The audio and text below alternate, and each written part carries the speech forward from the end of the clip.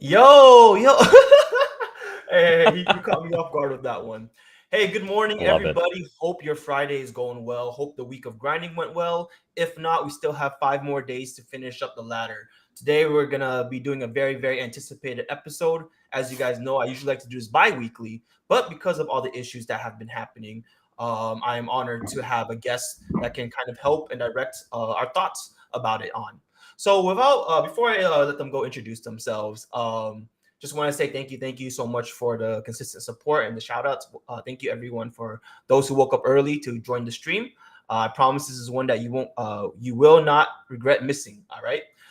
So first of all, let's introduce Hale. Now, before you say anything about Hale, poor guy, he is SM's punching bag. You guys know, I just want to put this disclaimer before the episode starts. You guys know he doesn't actually make the decisions and then presses enter or anything, right? He's the guy that communicates to us. He's the bridge.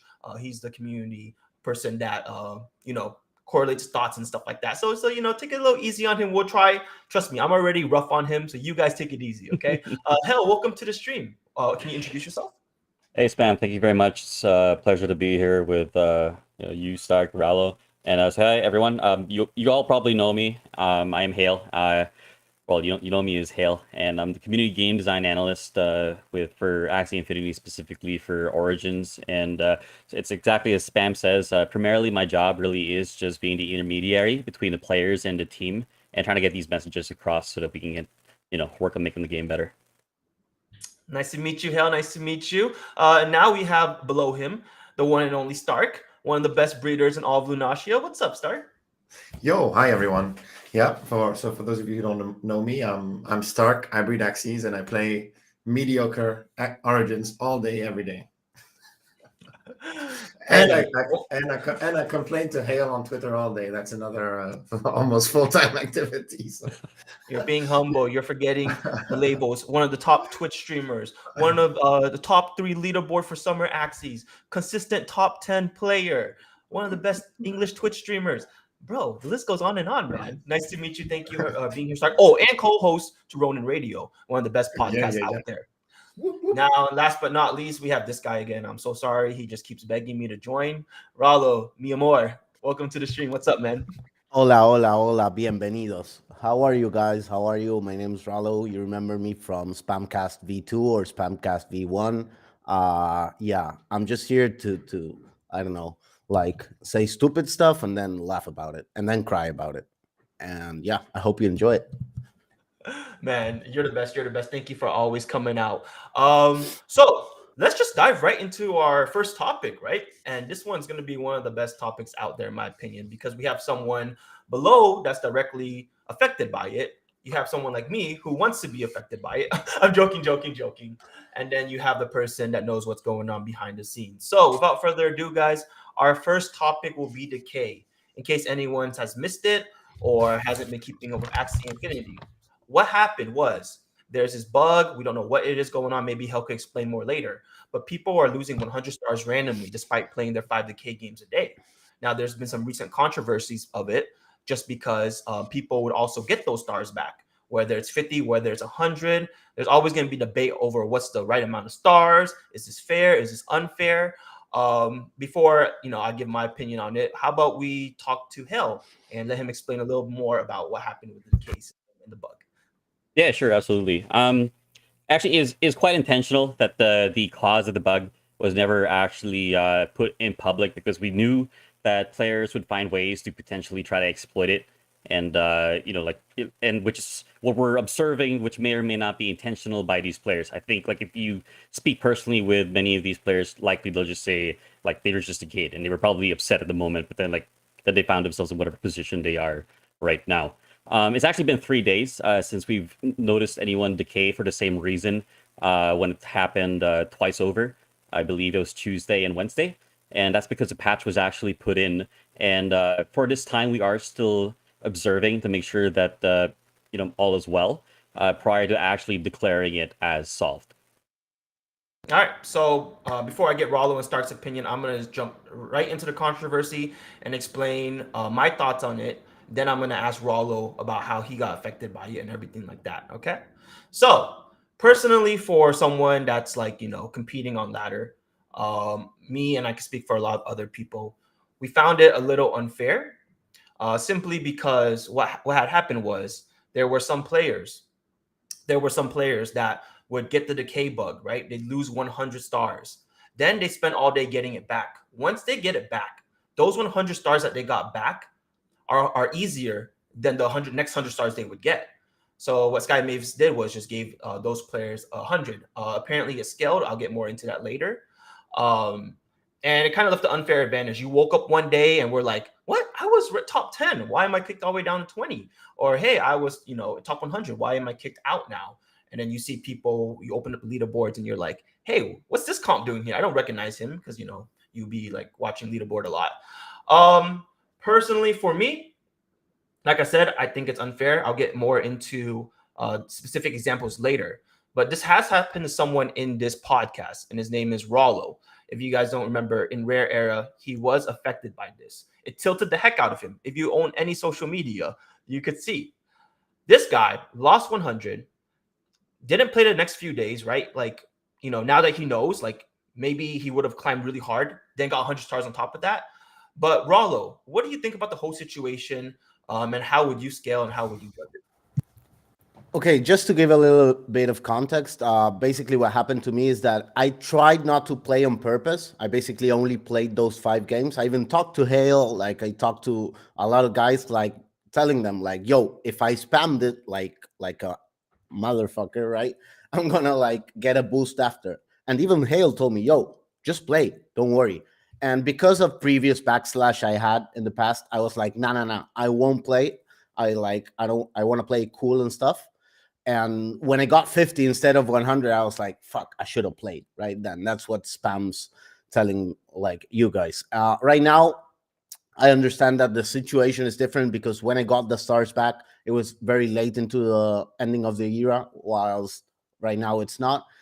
My opinion is that anything like any resolution Sky Mavis puts out, it's gonna be like bad. Not because Sky Mavis is bad in this case. I mean, like, there's no solution. The only solution I see that could not be bad is stop the leaderboard instantly, and until the points are reinstated, don't let them play. And then when the points are reinstated, you like extend the season for the amount of time you were down. And I don't think this solution is great. I'm just saying I think it's the only viable, fair option for me, for Ralo. Okay.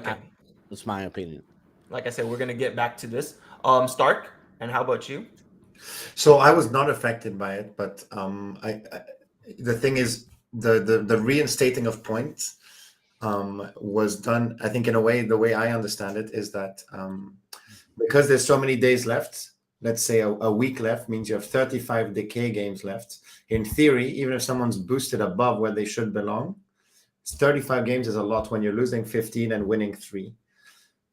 So for the majority of players, I think, or the majority of accounts affected, this is like a fair resolution, except when you like a top tier player. So for example, Theban is rank 1 with 50 points ahead. He doesn't need a 50-point lead to win a season. So you're like, he's definitely gonna know how to maintain that lead. He's not gonna be one of those players where he's gonna re-decay to where he belongs. He belongs probably rank 1 too, but I'm saying an advantage like that is we have to talk about things like that. Like it's bound to be one of those like unfair scenarios. So maybe in the future, like have a almost case by case for the top 100, and then for the rest a different kind of resolution. I don't know. Yeah, so I'm gonna ask Hell this. So I did read on Twitter that it's scaled and like not everyone got 100 stars. I'm not sure if that's true. Now that more facts. Hell, can you explain like what went into the decision making? What was the thought process behind giving stars back? Like I know Stark gave a little example of it, how everyone's gonna even out with 7 days left. What's your take on it? Yeah, absolutely. I agree completely with Ralo and Stark's points. And because we had this conversation previously, as for those who don't know or weren't aware, we had something similar happen during the Rare era, but then it was maybe the resolution came in with like 5, if not less, days remaining. It was past the it was less than yeah, 5, yeah. it was less than 5 days. And so the considerations here are quite different as Stark laid out.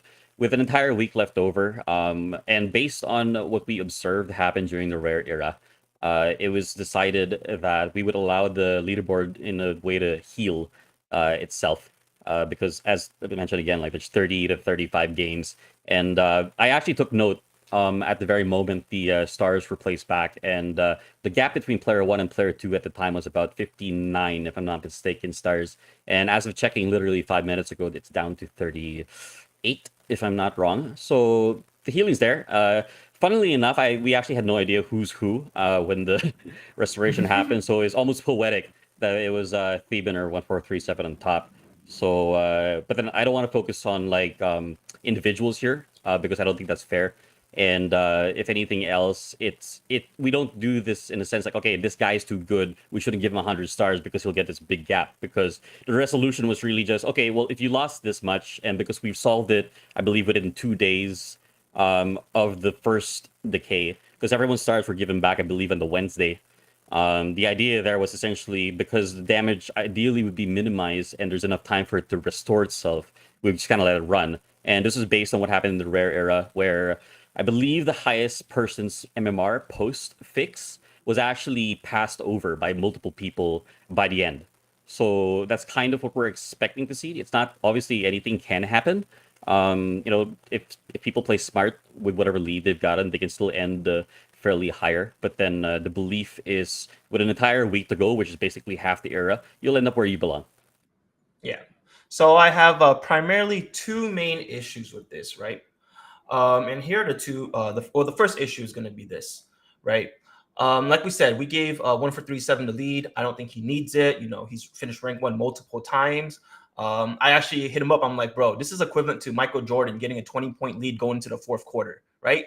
He didn't need it. He was probably going to win a championship anyways. He's clutch. But dude, now there's like no chance. But anyways, despite all that, right? My main issue with it is two things. The first one is it feels like Sky Mavis just gave 100 stars to anyone. Didn't matter the rank. If you guys look at the average gains of MMR from the top 5 people, it's like +4, +5. We've all been there, and -16. So you have to win at an insane rate to build that lead. All right. Whereas when 1437 decayed from 2300 to 2200, 2200 to 2300, you can get that in a day, 3-4 hours, especially a player of his caliber, right? So that's my first issue. I felt like the stars weren't scaled correctly depending on the rank, right? Maybe you could do something like, hey, at this MMR, it would take 11 wins. So now we'll do 11 times +4 times +5. So he gets like 55 stars, 44 stars instead. That's the first issue. But my main issue with it is this. 1437 is a great guy.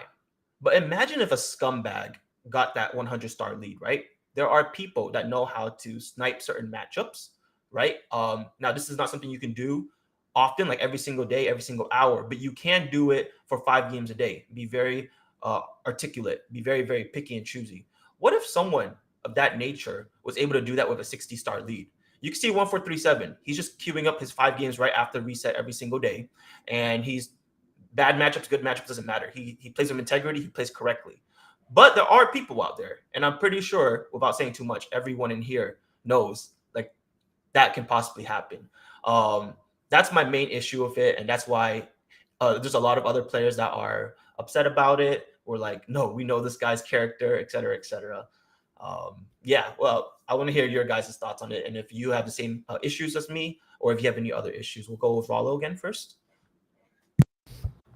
Yeah, to me, there are two different problems. Like, one is Theban having 50 MMR lead or 60, whatever. And other problem is like the sniping or the picky selection matchup you want to go against. If it is a problem, um, I believe that it should be like that type of data should be public for everyone, but it is public for everyone. The thing is, there are not many websites that want to portray that publicly for everyone for free. So basically, like if you go to Axie Boo or something, and or Axis IOs, or like there are many different websites where you can try to see who is playing. But I've said this in other times, you can also do that through the leaderboard. It's going to take more time, it's going to be more obnoxious, but you can scan this. I don't know, you don't want to play against Sustain, okay, grab all the Sustain players from the leaderboard, remember their name, you can like close and open up the leaderboard in game and check if their ranking is updating. If it's not, they're probably not playing. So you can actually do this throughout the game, but it's going to be more obnoxious. Do I think it's good or healthy for the game? Probably not. And I think this is going to happen every time if we don't have the amount of players you need for this to like have lesser impact. Like To equalize, we're a small amount of players, so that's going to happen every time. If we were, I don't know, 10K playing like actually every day all the time, I think that would you couldn't you couldn't control that, right? Because there are too many players for you to control. So what I think is interesting is if we really want to solve this problem, there's like two routes. Or like we delete the publicity, I mean the API being public, which I think has no sense, or we get more new players in. That I feel would be the best option for everyone, right? Do I feel this is good for a game? I don't. I prefer just playing. But I don't know. I can't I don't think trying to control that would be something that's positive as well. Let's focus more on the K issues. I'm sorry for bringing up the sniping and everything, but just mainly what people can do with a lead like that, and why a 100-star bonus out of nowhere is unfair. Stark, thoughts? Yeah, well, I think we've sorry, my phone was ringing. I think we've covered a lot of the things. The problem is the thing is it's already done, right? I think this is more an issue where I hope that we are able to look back on it after the season ends. So like it feels like, yeah, we've circled on a lot of the things, and it'll be important to re-talk about it once the season ends. You know, like, did Theben maintain his lead? Did certain people maintain their thing, or did someone challenge? I think that here it's just, yeah, playing smart when you have a lead, whether that's the sniping or whatever you're doing, just being smart about it. In the right hands, it's insurmountable. So I'm looking forward to like looking back in a week and seeing where things are at, and then I hope that I mean hopefully Sky Mavis internally at the very least, doesn't need to be plugged, but at least internally we'll look back and say, okay, this is what we did, this is what happened, this is what we'll do next time if it does happen again, or if something similar happens again. Can I say one last thing, Spam? Sorry. Yeah, go ahead. It's very small. I do think with decay, I think it would be ideal if SM could deliver for next season, like a cumulative decay. I think we're ready for it, and I think it would be good for the game. For me, what does that mean? I believe. Cumulative So you can play. You need to banking basically. You need to play X amount of games in X amount of days. For example, the day Jiho came to Argentina, I had to go see him. Right, it's Jiho. I had to play my 5 games drinking a beer with him. And I think that has no sense, like absolutely no sense. It's pointless. People need to do stuff. So feedback later, Ralo. Feedback later. Feedback later. No. Feedback now. Okay. Hell, anything you want to say before I raise any another issue about this? If anything, like Stark's hit the nail on the head with it, and that's actually kind of what we did this time around, because again, it did happen in a rare era, and based on what we saw there, that's kind of supportive towards the decisions that were made this time again. And I understand, like, there's a lot of really smart solutions that were provided by the players or the community on Twitter. Things like only going up to like however much they peaked at, or not giving them anything if they've already surpassed whatever they would have gotten anyway. And all of those things would have been really wonderful had the infrastructure been in place at that very moment. So it's one of those situations where, you're placed in this position where every hour, every minute you don't do something, it gets progressively worse. So even with the solution where it was identifying who is affected, identifying how much did they lose, and making sure that these aren't guys who are just sending in like support tickets, trying to get their easy gains. Even then, there was a lot of considerations and just making sure that we didn't make things worse, trying to make things better. And so, of course, best case would be let's just not have this problem happen again. But then in the future, hopefully it doesn't. We'll be able to solve it better. So all I can say is it was just the best decision at the given the circumstances at the time. Yeah, especially since it had to be a quick decision, a very fast one too. So like honestly, if I'm not gonna be too critical about it, it was like quick, easy, and you guys fixed it within like a day or two and started rolling out the email support. However, I do want to give some criticism to SM in this situation. I heard that this bug happened during the off season, and I'm assuming that maybe we thought, yeah, we could launch a season. It's not going to be a big deal.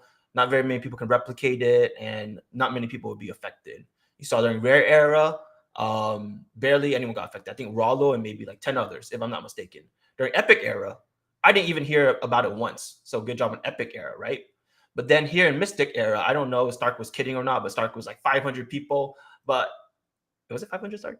No, you're over exaggerating, weren't you? No, it was anecdotal, but someone I knew said they went to bed and they woke up 500 ranks. They were like, they were rank 1,000 or something, or rank 1,200, and they woke up 500 ranks higher. So yeah, but so I'm not too sure how many people were affected. I just would like to see more accountability, saying, "Hey, we messed up. We didn't expect this to happen to this many players. We thought the season can go on and be okay with it. And maybe if they knew already that this was an issue during off season, they could have had a plan in mind for when it does happen. But like Hell said, a quick action had to be done. We don't know what's going to be the fair and most optimal way. So I do appreciate that action was taken and tweets were sent out right away and everything like that. Ralo, you want to say something before I talk about the decay banking? Yeah. I before decay banking, I wanted to ask Hale really quickly. Do you guys know about this? Just to keep chat on track, do you guys know about this quote unquote bug where you play a game and you don't receive SLP or MMR, blah blah blah? Did this bug had to do with the decay bug? Is this a different bug, and has it been resolved or not? Because I thought it was pretty bad as well. Yeah, no, that's a viable one as well. Basically, I like to account that towards like games basically not registering as if they never happened at all, and I don't believe it is related to the decay issue. Okay. Yeah. Thank you. Yeah. Well, anyways, yeah, crazy drama with the decay issue. Thousands of dollars on the line. Hundreds of people affected. Even if you weren't decayed, the people that jumped ahead of you, you were affected. So there was a lot of frustrations. Very happy we got a response out of Sky Mavis and you. So I appreciate that. Speaking of decay, Ralo mentioned banking games and everything like that. You guys remember this issue maybe like 2 seasons ago when Pussy people camper camp. issue. Yeah, the term pussy camper. You could play one game a day. There were some people outraged, like, I have to travel, I have to work. And then some people are like, no, bro, like you don't have to play. This is just a game. Like, like it's not asking much to play 5 games a day, et cetera, et cetera. Before I share my opinion on it, I want to ask, like, since you brought it up, Rollo, what's your solution on it? Like, what is your ideal solution for when it comes to banking? Like, what numbers you have in mind? 3 days span, 2 days span, how many games? I don't. I just want to say a very important part, because I think one of the main arguments against banking is like camping at the end of the season. When I propose banking, I'm like, that's covered for me. Like, if you want the last 3 days, you need to play those 3 days. Okay, I don't mind. Like, that makes sense to me. But I mean banking throughout the season. And my ideal number, I don't know, I'm talking something around like 20 games, 3 days, something around that. Like, you can increase that number of games required by day from 5 to 7 or 8 or 10, but you can bank that as, okay, I don't know, for example, I'm a family man. Like, okay, today I can be with you. Today I can take the kid to school, whatever. But tomorrow I need to play. Like, I need to get back on track, right? But for me, it's very dumb that, like, you need to, it's like, oh, my decay games, like, you need to, like, everything is like, is stupid, right? You just need to do this, and then sometimes you don't feel like playing. Sometimes like you don't feel well, you might be sick. I remember, and this is my last quote. Last year or at the beginning of this year, I was in a surgery because of my, I don't know the English word, but appendices in Spanish is like a part of your body on your stomach, Yeah, right? Doesn't appendix. matter. Appendix, right? When I got like they had me with this whatever on my veins and stuff, and I was like kind of dying. And when my wife came in, she said like, yo, are you okay? I'm like, tell me about you. I need to play my games. And he's like, okay, yeah. And he helped my wife like give me my cell phone, right, to play and stuff. So imagine it's fucking stupid, right? For me, it doesn't make any sense. I understand this is hard for coding or whatever, but sometimes people have emergencies and it doesn't make any sense to me. There's But yeah. there's a strong argument against that too. Like, that's how life works. Emergencies will come up, whether it's a work field, gaming field. There are consequences to it. Sadly, it's just really unfair. Personally, I'm about, like, I want the decay banking and everything like that, but just maybe throwing the other side of the coin.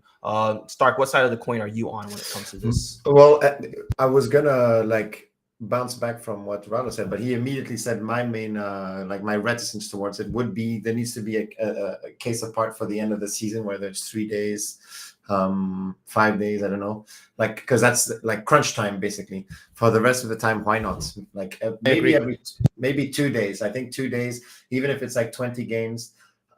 Because even 5 games, you may think, oh well, the people in chat may be like, oh well, I play my 5 games in 30 minutes, and it's just like, well, I do the same, by the way. I spam games, but I've seen members of my guild and other players where when it comes to these important games, it takes longer than that because you're taking your full 60 seconds. You're usually in call with teammates helping you. Then you're watching replays. Then you're maybe shopping for a replacement Axie. So like even 5-10 games, it takes a lot of time. It takes a lot of stress. So it being all into I would be happy with like 2 days, maybe even 20 games. So increase the amount of games. That way, and someone in chat mentioned it. I think it's Deots who said that way it also touches on our previous subject. But like if it's 10 games, then it also helps with healing in case bugs like this happen as well. So make it 20 games every 2 days, maybe something around that number, and then a separate case for end of season. I think you guys are giving very, very fair recommendations because you're saying, fine, near the end of the season, we can have whatever decay system you want, right? But earlier in the season, when things matter less and whatnot, just make it a little more flexible. I'm going to ask Hale, has this been in discussion? What are your thoughts on it? Maybe something that you might relate to the team. What's your overall opinion on this? Oh yeah, we've had this conversation as previously. as a busy man yourself, because bro, I know you cannot play Axie while flying your long shifts. He's a pilot, if you guys don't know. Yeah, so I was gonna say like I've had these conversations with Ralo, especially following like he shared a story with me about a surgery, and I can say like I actually already have this proposal on a table or basically fully made and sent out, and that's been done quite some time. And I think ultimately it really comes down to dev costs and when we can actually fit this in. In my opinion, and this is just like myself speaking, and as Spam mentions, I do all this Axie stuff on as a part-time thing. My full-time job actually is a commercial airline pilot, so it's actually really difficult for me to do the same. I can't find the time some days, and I just have to take to the decay because like I need to go to sleep. It's like I need to prepare for my flights, or I need to do something else, anything else. Right, so like life isn't like Axie isn't just like all life. Life isn't all Axie. We all have different things to do, and I think this is the kind of feature that would definitely open the doors a lot more to more players because I'm 100% sure that there are players out there who are thinking, yeah, this is a pretty cool game and it's really interesting, but then for me to be anywhere near competitive, I actually have to play every day, and my schedule just doesn't allow for that. So I feel like there's definitely like a happy medium there somewhere where, as like Stark and Ralo say, if earlier in the season or maybe like the last, anything but the last 3 days or 2 days or whatever, it's a little bit more lax, or maybe you can play in advance the games you need for the next 1 or 2 days. And then towards the end of it, that's when crunch time really comes in and you've got to play like all of it. So yeah, what I can say just to kind of wrap it out is a proposal does exist. And when that comes about really depends. I think this is a good conversation to have. And for everyone in chat or anyone who watches this back, if you think it's an interesting thing, just put it out there. Express interest in it, and if we can make it happen, let's make it happen. Yeah, that's really, really good. I feel really heard out. That's dope. Now, like for someone like me who has no life, I don't mind the 5 games a day and whatnot, but I do understand circumstances in life, and it's really good for, especially for the casual community. You don't want this to become a chore for them. Maybe some people want to, play every other day, get their games in a little relaxation time, and those guys are really good for the community. They're good for the community population. They're just good overall. Usually, they're really nice people too, right? Because not everyone can dedicate their lives to the game. You want to find a good balance, and I'm glad that you guys are all giving really, really good suggestions. Because I was gonna say near the end, heck no, if it's the final 5 days of the season, I'm not letting you bank or things like that. But all very, very, very fair points. Thank you, Ralo, for bringing that up. And if you think about the casual players too, like it's easy to ignore that, but it's about it's not even about the money or the earnings at that point, but it just feels bad even if someone's ranked 10,000 and they decay because of work. This affects all players. It affects top players' earnings, yes, but it affects every single player's fun in the game, which is most important when we're talking about attracting new players and all of that. It just feels bad. You missed what you couldn't play. You either don't play like Hale was mentioning, or you realize you let's say sometimes you even forget. It can happen, and then you log in, and then maybe it puts you off so much that maybe a casual player will be like, okay, I'm not playing for the rest of this era, the rest of this season. And you never want something like that. That's also solvable, of course. As you said, proposal. It needs the right solution needs to be found, but this is solvable, and it'll help everyone's experience as long as it's implemented in the right way. Exactly. Imagine being a new player joining the game, climbing all the way up to Tiger. Next day you wake up, why am I bored? I thought I worked really hard. It's just a pussy camper, Spam. Just a pussy camper. Just a pussy camper. Anyways. Next show, Karakun in, right? Am I right? Pussy camper. Oh, yeah. Right. Hey, I had a sneak peek of that in Vietnam. I saw Karakut and Meat Value go at it for about 2 hours. Me and some others, we had to leave the table. We're like, oh gosh, it would make for some great entertainment. I'll tell you that. All right. So let's hop into our next segment now. I'm glad we got that off our chest. The decay issue was something that was weighing in on me heavily, and I'm just happy things are looking a little better now. You can see rank 1, rank 2 gap getting closer. You can see everyone that hopped all the way up to top 10. They're either dropping out or players are catching back up. So, maybe I might have been hasty with my reaction and whatnot. There were still a lot of games to be played. Next issue, though. This is a really hot one, too. And I know we have disagreements on here because, trust me, when I get frustrated, I'm tagging Hell. He's the first person I go to. Like I said, he's SM's punching bag. First of all, one of the hardest jobs ever. So super, super sorry. Even people like me who try to be an Axie Angel get frustrated and take it out on you sometimes. But yeah, balancing. Before I talk about this, I want to say great job this season on balancing because I did see diversity. I did see Rare Era and Epic Era being fun. I have 2 main issues, but I feel like if those two, that rune or that charm didn't exist or was toned down a bit, it would have been a perfect season. So I just want to say shout out to SM's balancing team. You guys are on the right path. This is better than, Endless Anger, OTKing every turn from season 1, right? This is better than, people doing 200 damage to Topaz on the first turn. Now it takes 3 turns and whatnot. And then shout out to also the ability. I like how you guys didn't over nerf comps. So things that were bred out are still viable, such as Topaz and Leafy and everything like that. And, for all the complaints that we had going into the season about how Leafy's super, super OP, there's been something more OP each era. So that's really cool. All right. So let's hop right into it when it comes to balancing. I guess I'll say my issues last with it. But Ralo, do you have any questions when it comes to balancing? Any critique? He's drawing. All right, guys. Picasso here. Wait for the next masterpiece. 5, 4. It's upside down. Read it to us, Ralo. Yeah. Mantis? Question Mantis. mark? Mantis. Oh, in South America, you guys do the upside down question mark too. Yeah. Hey, how about this? How about I just hop into the first topic debate? We'll go. Hey, before we go Mantis, there was an Epic Era first. Hell, sometimes we can just read a card and say and just know it's overtuned, right?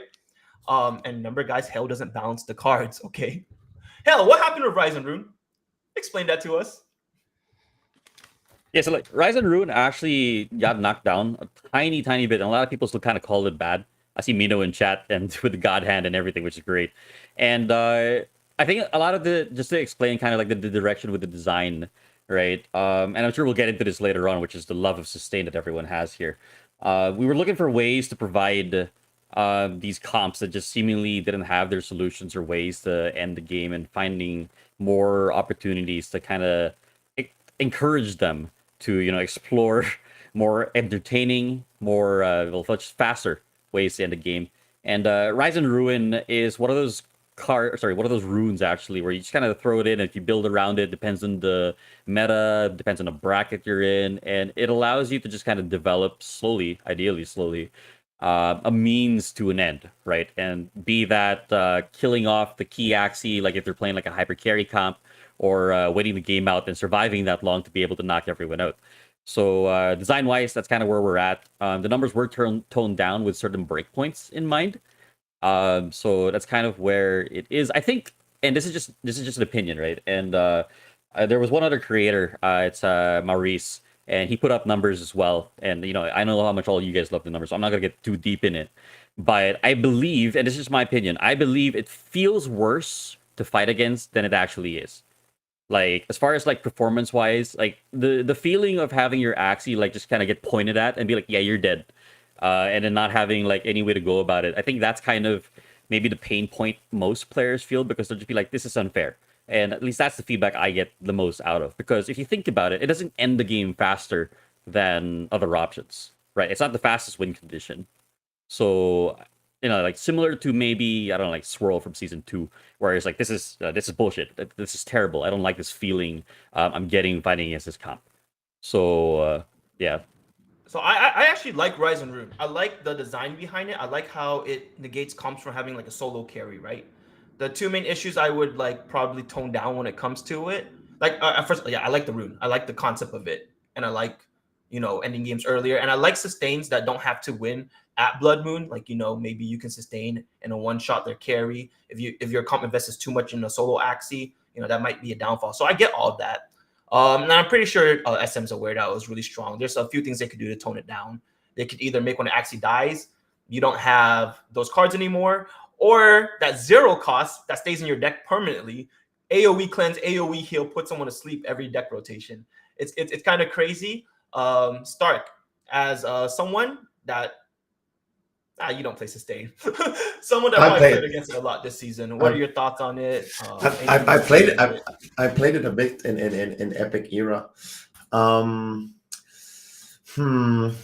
It does feel a bit strong. I think it's also how well it's sitting. I actually don't even, Hale, can you remind me like what it was changed at, or like how did it come out of the blue? Was it like, because it feels it was the damage increase, and the damage was made pure. That was those were the changes. And Forest Wrath and Forest Breath were always the same? Forest Breath used to cost energy, and now it's free. Because I played a bit of Poison with a plant in Epic era, and it's all I can say is I had a lot of fun. We're not letting Stark talk no more. Any Rise and Rune user doesn't get. This is a Rise and Rune hate train, okay, guys? Ralo, unleash, baby, unleash. Go flame that rune. Go. I think it's important just to talk about like the fun aspect of the game, or like the frustration of playing against it, like the lack of counterplay.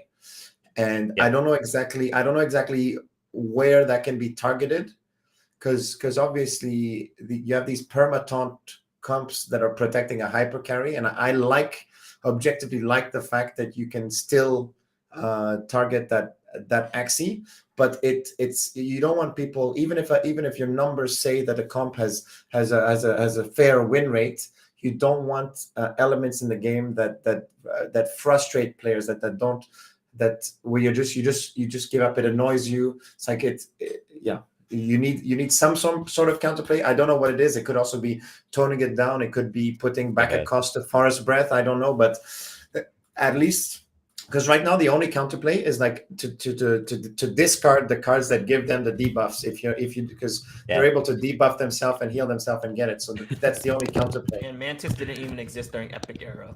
No, Oh, yeah. and Yeah. yeah, definitely. I think Sorry. like now that Go ahead, like go now ahead. that we're in the sorry. I was just like now that I we're in know. the Mystic era, I think like Mantis would have been a bit, but then in the Epic era, because obviously we didn't have that option, your only real way of dealing with it would have been like just packing Garishes, and like not every team is running around with Garish Worm. Like the back spot is very important to a lot of comps, so it's not something that people would be able to just like actively produce counterplay for. So definitely like that's it. It's been discussed. That's all I can say, like Yeah. internally, Despite- and looking for ways to like let it still do what it needs to do, because like it kind of keeps these like hyper carry no way around, because like 8-turn taunt isn't fun either. So like that's another true. thing, right? Yeah, so like despite what the numbers say and everything like that, do you feel like it might be overtuned? I just want like a quick personal opinion. Like, that can it take some toning down, or you think it's in a good spot before we let Rob go?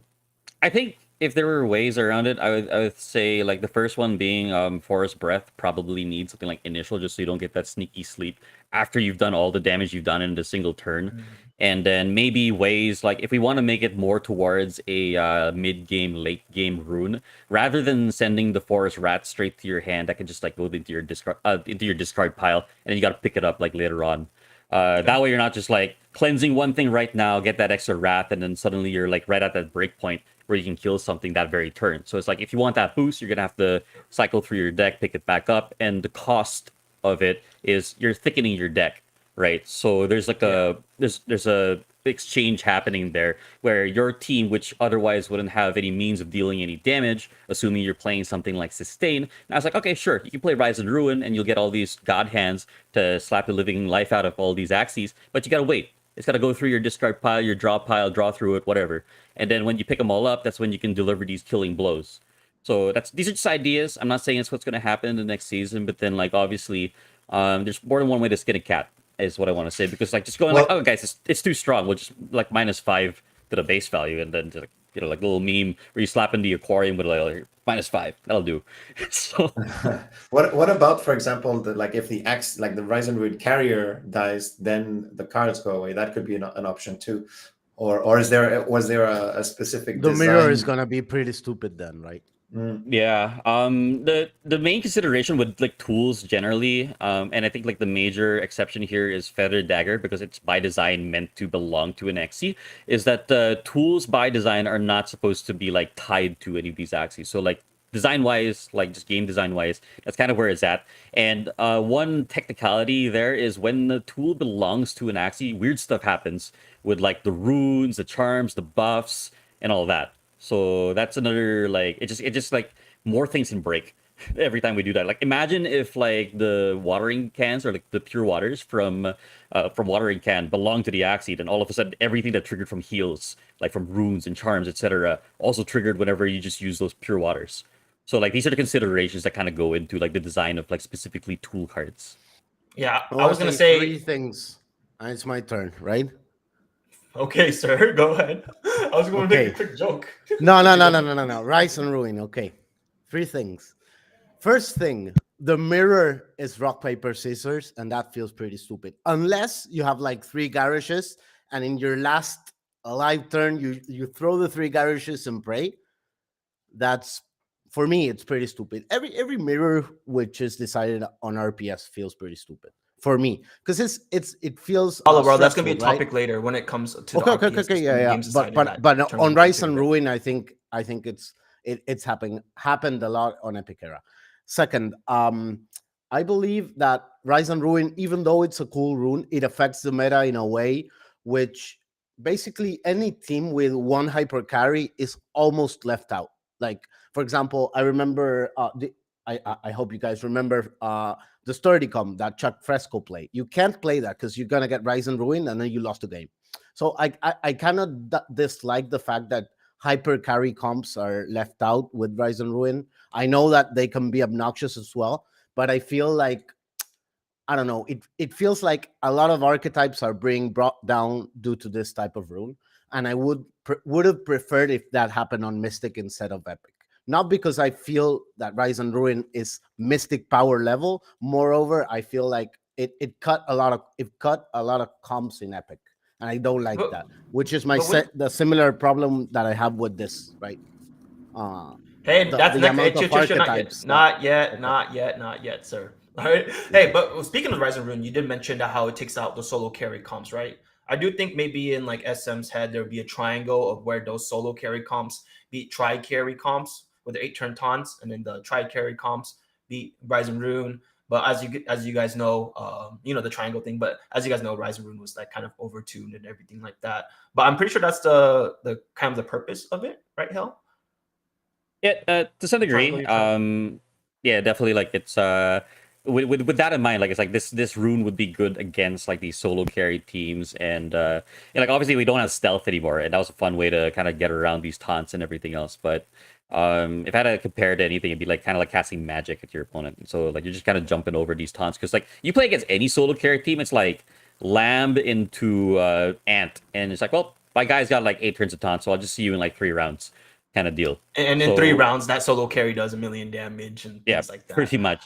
So I think like towards Ralo's point, I do agree. It kind of sucks. Anytime like you own a team and you're just like, well, I'm in this bracket now and everyone's running the thing that kills me, so I guess I'm just not gonna go anywhere.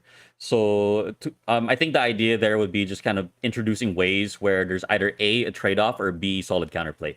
So there needs to be a reason why. Because like if you really think about it, all these forest rats are basically going to their hand for free. Like it doesn't cost them anything. It doesn't make their deck thicker. They don't have to draw it. It's just there. So unless you're playing a team that wants to have like all their cards in your hand, and very few do, like combo teams only, it's like it just chills there. It's like 5 extra cards because you draw 5 only anyway. So in my opinion, like if I had to pick a way to go about it, probably send it to the discard pile and make it more towards like a mid-late game kind of deal, and that gives these solo carry comps that window during the early part of the game to do their thing. And if you can't do your thing during that time, well, sorry, your guy dies. Yeah, good feedback. Good feedback. But yeah, I appreciate I appreciate the opinions on it. I'm glad that you didn't go no spam. The numbers say this thing is underwhelming. Ooh, I had my comeback ready. But anyways, speaking of something that's very frustrating, and I'll let Ralo go first after I go on my little spiel. Mantis Dagger, in my opinion, right? You guys have already seen, is one of the strongest charms out there already. It did what it had to do. And there are cards already that discard, and then when you slap an OP charm on top of it, dude, you're taking out like half the archetypes in the game. I understand balance. I understand how control is supposed to be this, etc., etc. But this is something that's splashing to every comp now. Whether and it's good against every comp. It's good even outside of comps that take setup and everything like that. I felt like the buff was very, very unneeded. And I want to hear about Hale's opinions on it later, but we'll let Ralo go on a little rant about his Mantis. If he wants to make a few more drawings, go ahead. Yeah, just to start this is my first drawing, chat. I hope you like it. It's very inspirational. Yeah, two main things. I don't want to rant that much. I want to hear you, Hale. My first topic is basically the same topic as Rise and Ruin. Yeah, you might kind of like some stuff about Mantis, but you're removing archetypes. That I don't like. Can be countered. Yeah, for sure, it can be countered, but it feels like, yo, let's do this combo. Oh, it loses to Mantis. It's like it's not even it loses to this archetype, or it loses to this type of axis, or it loses to this rune. It loses to this charm, and when it gets to that point, can be pretty obnoxious, right? Because you're theory crafting and all, and you're theory crafting against 1/4 PP charm. That feels like I don't know. For me, it's too bad. I'll tell you this. I think if Mantis removed, I don't know, 20% of the damage done with the card, people would still play it. Like, people would just still play it. Doesn't matter. They'll play it on Square Teeth and whatever it does. If it removed 50%, yeah, even if my Garish did 30, bro, I'm using it. It's a guaranteed -2 in their hand for 1 energy. Literally. So yeah, I think it's a bit tuned up, and for me, the only thing I really like about Mantis is that it procs the charm before the card, because if not, it would be almost doomed for me, at least. Like if you throw a Garish with the Mantis charm, and the player has only one card, you discard that card, not two. And I think that's good. But for me is, I don't know. For me, it's For sure. borderline like Yeah. bad. So Yeah. so what happened there, Hill? Like we thought it was in a good spot. I don't know. I'm pretty sure a lot of people thought it was in a good spot. Was there some numbers behind the buff? What's the reasoning? What was the aim? What was the goal? Do you happen to know those or no? Yep. Towards the effect, right? Previously, the effect would be that it would essentially 50-50 between your hand and the deck. If I'm not mistaken, I don't believe it was checking between like one card in your hand versus like 17 cards in your deck or whatever, right? And the idea there was essentially just making it more consistent, making it more mystical, so to speak. And understandably, like it's mentioned, like it's like all these decks all of a sudden are like hurt by it. But then we got to ask ourselves the question of like why this is. And towards this, it's really just if you think about the meta, a lot of the top performing decks are decks that want to play very specific cards to really pull themselves out. Like we're looking at Leafy, we're looking at Topaz. There's key cards in these teams that, if discarded, really hurts them. And discard in general, not even just Mantis. We're talking like Parasite, we're talking Neo, we're talking like Garish Worm. If you rip these key cards out of decks that are overly dependent on like playing them, that's kind of the whole point. Like we can think of like other teams like, well, rip AoE, but then like AoE is a very good example where all the cards basically did the same thing. It's like they all like just like boom, like do boom, like big damage to everyone. Poison, not exactly, but then quite close. Like a lot of cards essentially put poison on them. Aggro teams, the ones that are less, not Rage, obviously, because Rage has certain orders that they want to do things. But if you've ever played against like these Aqua teams that exist like in the maybe top 1,000, where they're just like Sleepless Garo, Piranha, they don't really care what order they do it. So teams like these are less affected by you disrupting them because, oh, you discarded my one card. Well, that's cool because like 5 of these other cards do the same thing anyway. So towards that point, this card is meant to serve as a disruption towards teams that like heavily retain, heavily depend on one thing. And if I would say anything, it's like if there was anything that was ever historically like consistent, it would just be like Scotch tape has been like the number one charm since maybe like 4 seasons running, except for this season where it's actually White Sage. White Sage is actually the top charm this time. Yeah, I understand the whole philosophy and stuff like that, but Mystic Era is like, the finale. It's where you showcase a bunch of things. And right now, even if there are aqua comps in the top 1,000, I understand balancing for the certain ranks, right? We have to balance for everywhere, not just the top 100 and things like that. But almost like it just feels like an anti-fun game when we made so much progress towards adding versatility, options, and things like that, thinking process. Now it's just, hey, you don't have a hand ever. You draw, Yeah. you play it. And I feel like it's making us take a step back from what we initially wanted to achieve with Origins. We were doing so good. There was so much thought process when it came to like, hey, should I retain this? Should I sacrifice a fragment to do this? Hey, should I sacrifice damage this turn and do it next turn? And now all that decision making is gone. And Mystic Era, which is when we're supposed to, yeah, like I said, showcases the final era, the finale. It's turned into a monkey show.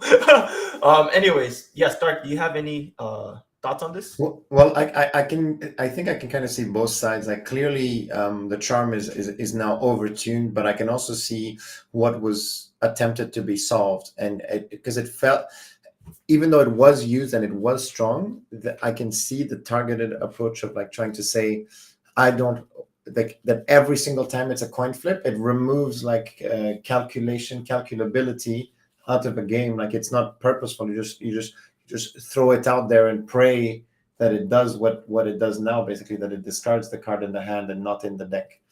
Like, and it was before this change, like it was mainly played in Jinx. So you're just like playing it and it feels bad because maybe most of the time you're discarding your own like bad luck card. So yeah, I'm not sure how you tone it back. But yeah, I can see why the change was made, but I can also see that it's clearly a little too strong. And I like the points that Ralo bring up, that like when you totally eliminate certain archetypes, that's not good. So like R&R being too strong, eliminating certain archetypes, like just it's okay that it targets that, but that it's the fact that it's too strong and it eliminates a lot of comps is I like that approach when viewing these changes.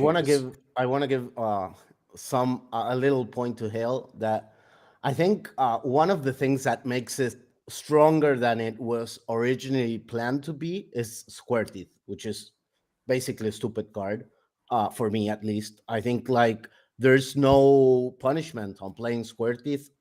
You can play it for free. It's free damage. Like a lot of this aggro comps are going to play it. It got nerfed, and people were like, nerf where I don't care. I'm going to play it. Even if it does 18 damage, if it does 50, they play it. And now you can equip a charm that discards a card in your hand. So it's like I draw Square Teeth, I play Square Teeth. And those kind Yeah. of cards I don't love. The main thing is just like I was just wondering, was it did SM find it underwhelming last season? Did it not do what it needed to do? Like I understand the purpose of it. You want to lock down control decks. You want to create that, how archetype beats a certain archetype.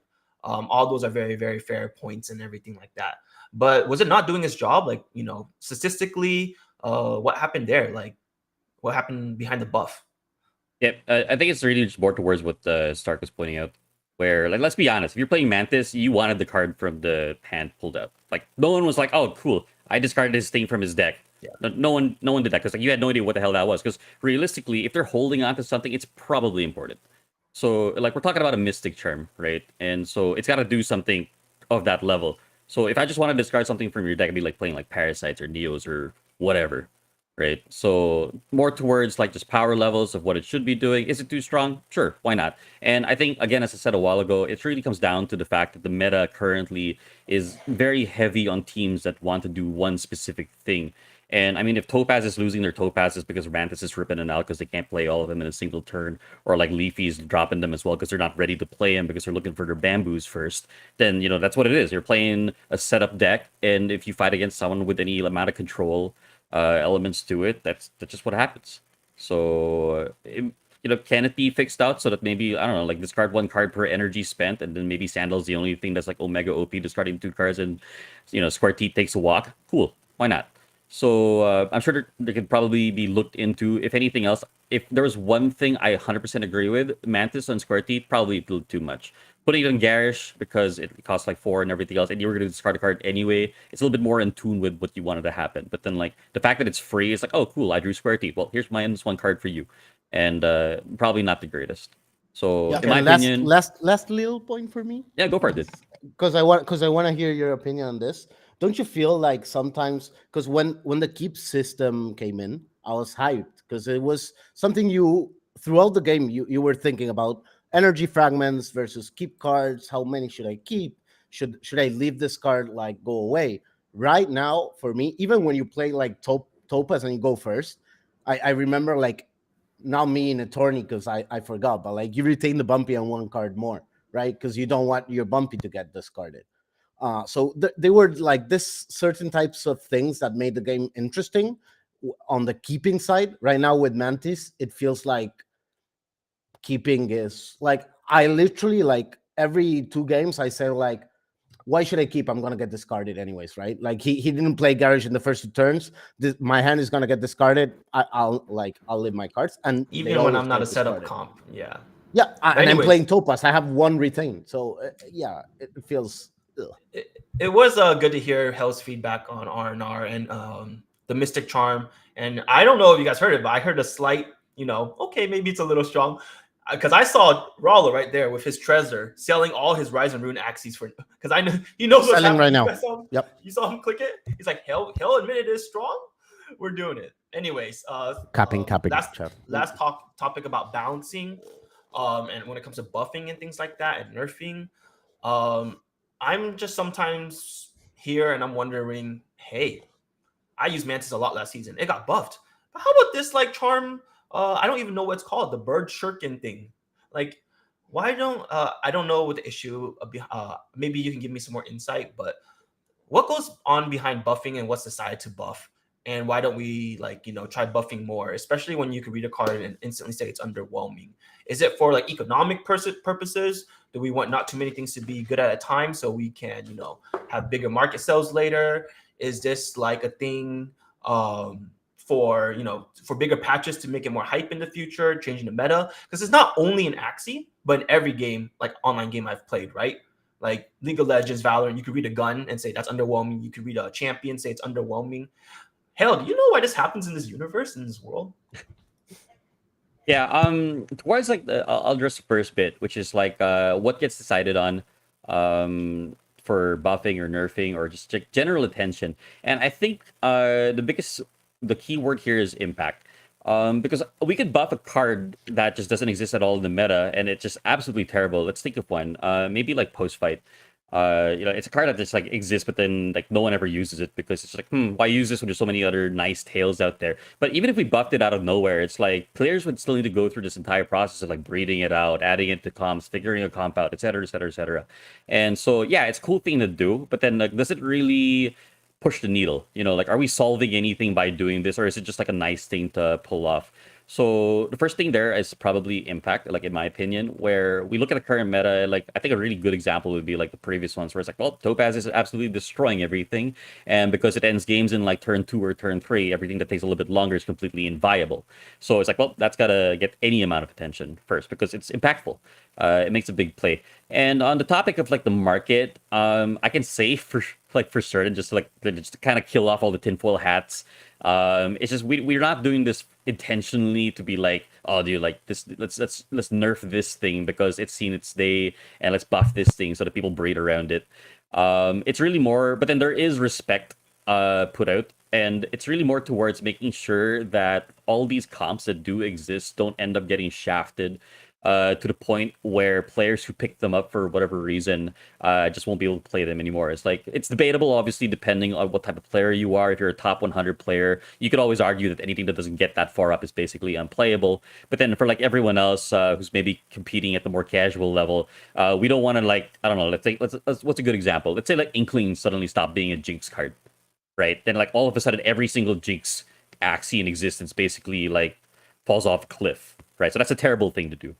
So these are definitely the considerations that go into it for like just kind of choosing.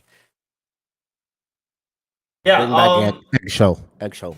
Bring it back. No. I also understand that, like, no matter how many things you buff, there's always gonna be an underwhelming thing, and then you're gonna be like, oh, do we just like infinitely keep buffing things? Someone like I'm Cute said that's how games get destroyed, like such as Overwatch and whatnot. So there's yeah, probably for more sure. reasons behind it that I don't know. Yeah. But yeah, like overall, when it comes to wrap up balancing, like I said, we're on a good track. Imagine if Rise and Rune was toned down and Mantis was toned down, what would we complain about, guys? Because we all thought Topaz was even going to be dead, and now it's good. And we're all like, oh, Topaz Infinity meta, and now look what's happening. Leafy's coming back up and whatnot. And so good job with the balancing overall. I think we're making steps in the right direction for sure, and I'm grateful that we hear that our feedback's getting. Oh my gosh, what's that? Is that post fight? It's eggshell, bro. Okay, so let's hop into our next topic. Okay, this is kind of like a 3-in-1 in a way because they all kind of correlate with each other. Turn 1 versus turn 2, sustain, blood moon, all the good stuff. I guess we'll start with like turn 1 versus turn 2, but honestly, we don't have to go too deep into it because I'll just explain it for everyone in chat real quick. Everyone, no matter what comp, well, majority of the comps, there are comps, unless it was a mirror, right, that they prefer turn 1, but every comp almost prefers turn 2. But I think even SM knows that it's like kind of feels lopsided, but data says it's pretty close to 50-50, right? But like maybe just even a small tweak, like, hey, turn player 2 doesn't get their keep. Even something like that would make life a million times better, right? Because there's no way they should get fragments, an extra fragment, and a free retain 2, so they don't have to burn anything. I've heard some suggestions like, hey, maybe turn 2 player doesn't get a fragment, etc., etc. We'll talk about turn 1 versus turn 2 if anyone wants to speak up briefly on it. But I think this has been a topic. Yeah, go ahead, Hel. Yeah, I'll open it up. I think and then it'd be easier for Ralo and start to chime in afterwards. As you mentioned, like the latest, I think the best it got to was maybe 48-52, but then like right now, after the meta's kind of stabilized itself, it's come down to maybe like 46-54. But then at the end of the day, like these are averages, and it really comes down to like the mirrors, the matchups, And sometimes even certain matchup, it just doesn't matter because like one team just like outright destroys another one because of RPS. So ultimately, what we want to try to achieve, because it is a turn-based game, is that one, we need to kind of accept the fact that one turn will always be ahead in resources no matter what you do. Strictly because it is a turn-based game. Because you're not playing at the same time, there's really no way to go about it. Like someone's gonna pull up like this whiteboard and just the math out. It's like, nah, bro. It's like +2 on energy and like +1 on fragments. So like this one is mathematically better. Whatever. So what we are looking to explore is really just kind of providing that opportunity like value for like the players, like give them reasons to want to go first, give them reasons to want to go second. And I think like one of the most prevalent ones is likely like if you're playing any kind of team with discards and against a team that plays powers, then like you pop off like a Neo or a Parasite. I've seen people put pre-order tag on Neo just because they just absolutely hate tassels or whatever. And so we'll probably get into that topic in Sustain. So definitely, we try to bring it back as close as possible we can. It's a lot better than it was in season 4, where that was absolutely terrible. I'm pretty sure.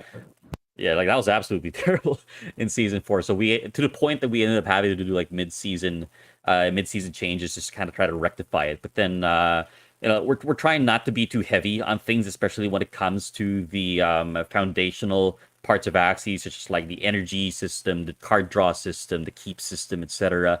And then maybe lean more and explore design ideas where you've got runes like Moonlight Thief, which people would say like works better if you go second, and then finding ways to kind of incentivize people to go first, or obviously in this case first, because first is kind of the underdog in the conversation. So that's where it's at right now. It is a known bit. I do agree. I would like to see maybe player 2 lose free keep, just because we can maybe equate that to the one fragment, but technically it's not, because if you play as first player, you're actually able to play one card free keep the second and normal keep the third, and you can't actually do that with the +1 energy because it would add up to making you cost the second one for 2. Yeah, so it's a very I've been in that situation. yeah, it's a very unique offer to give to the first player, where they'll have more consistency. The other bit I've brushed up with a few other pros or players in general was like the idea of mulligans, but then because the deck is so thin, it might not do anything. Theoretically, of course, it will, because any amount of more consistency will always help. It'll be on like a non-zero bump. Like no matter how you argue it, like if you give me a mulligan, it's to be infinitely better, like than nothing. So, but then like again, hypothetical, it is something we are closely monitoring, myself especially. So yeah, that's it for me. Like, yeah. Any thoughts on turn 1 versus turn 2, Ralo Stark? Or I'll just say that I think that, especially with the numbers that you've given, it's funny that like these are similar numbers to when there was outrage about, like, I think it was turn 1, right? That was too far. It was like 56-44, so like 1 or 2% off, and that's all anyone could talk about. And then we're not talking about it anymore. Yeah, I don't quite know what the solution is or how to go about it. But it's true that it's become a thing where I'm always clicking the center of the screen because that's where turn 2 is for RPS. So that needs to be addressed. So yeah, maybe Ralo. For me, what I really think is potentially one of the worst things the game has right now is that, don't get mad, bro. Okay, he's back. No, he's you not. just made him leave. What you do, Yeah, Ralo? bro, don't leave. Okay, he's back. New POV. No, don't leave. Hell, I'm not. No, he's here. He's just fixing the camera. He can I'm hear us. trolling, bro. Yeah, I'm trolling. We can't hear you though. As I was saying, one of the worst things I think there is in the game right now is that should I talk? Continue, Ralo. yeah, Continue. no, I'm still here. Keep going. Oh, okay. One of the meantime, worst since- things I think the game has right now is like whenever I'm facing aggro versus aggro, not even mirror, I'd say like Leafy versus Topaz, Topaz versus Topaz, Leafy versus Leafy, like this type. There we go. This type of matches where damage is important.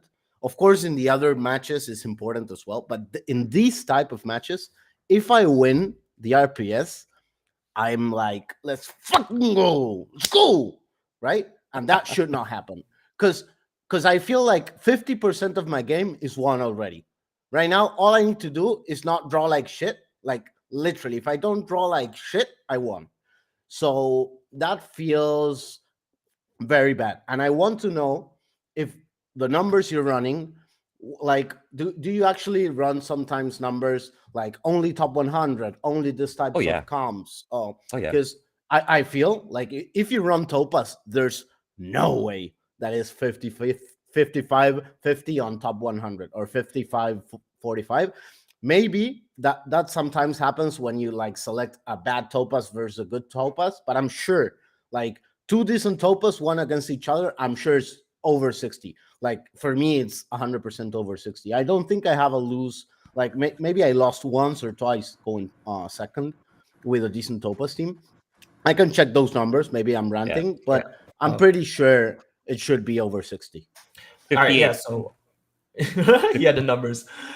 Data ready to fight as always, hell. But yeah, I agree. And we all played other TCGs before, and we always know there's always gonna be advantage turn one versus turn two. It's always gonna be like that. Well, I don't know if it's I'm emotional or I'm more invested into Axie, but like games in general shouldn't be determined by turn one versus two, and it doesn't, right? It doesn't. But I just hate like how Ralo said. Sometimes it feels like it's only determined, like you only lose if you draw mediocre. It has to be that one in every like 10 hands that would lose you the game, especially in certain matchups and whatnot. And then I just hate like another point when it comes to like certain mirrors, and this is going to bounce into our next topic like Blood Moon and whatnot. How some games are just decided on RPS right away. I've seen sustain versus sustain. I've seen people forfeit right away, right? I've played other comps versus sustain, or just like comps in general. And there are some certain matchups I can't remember all of them throughout the past like 5 seasons, but I just conceded right away just because I didn't have a chance. So yeah, let's go back next to our next topic, which would probably be like Blood Moon and how that correlates to turn one versus turn two. And before I'm super sorry for ranting on a little bit. Don't get me wrong, I am a sustain lover and I love sustain. I hate it, but I think it's good for games. I've played so many more TCGs where there are more toxic decks than what Blood Moon or sustain has in Axie, right? And you guys know me. You guys see me almost punch my monitor each time I face it, sustain. That's how much I hate it, but I understand why it has to be in the game and why it can never really, really go away. But I do hate the win condition of Blood Moon, win condition of turn one versus turn two. I like the sustains that are like, you guys saw the cucumber comp recently with the mushrooms. Set up, you're tanky and then you do damage. Or other sustains like, what's another good one, guys? An example of like a healthy, good sustain. You're the sustain lover. Tell us, dude. Oh, the guy named Sustain Lover on leaderboard. No, but like some other comps are cool. Like Metamorphosis. I really like that comp because The comp Meat played last season on Mystic. It was Metamorphosis with Lambs and Nemos and like Telescope and Clear, and you like played a million cards on one turn until shells. I thought that comp was cool because it was more of a combo sustain, right? Yeah. For So, comp. but basically, yeah, there are games that are dictated turn one versus turn two. And Blood Moon, I think 5 seasons in, is still an issue for me personally. How do you guys view it over there at SM Hill? You guys, is this something that's being addressed? Something that's being potentially reworked? What's everyone's Yeah. overall feeling about it? Or do you still like it? Yeah.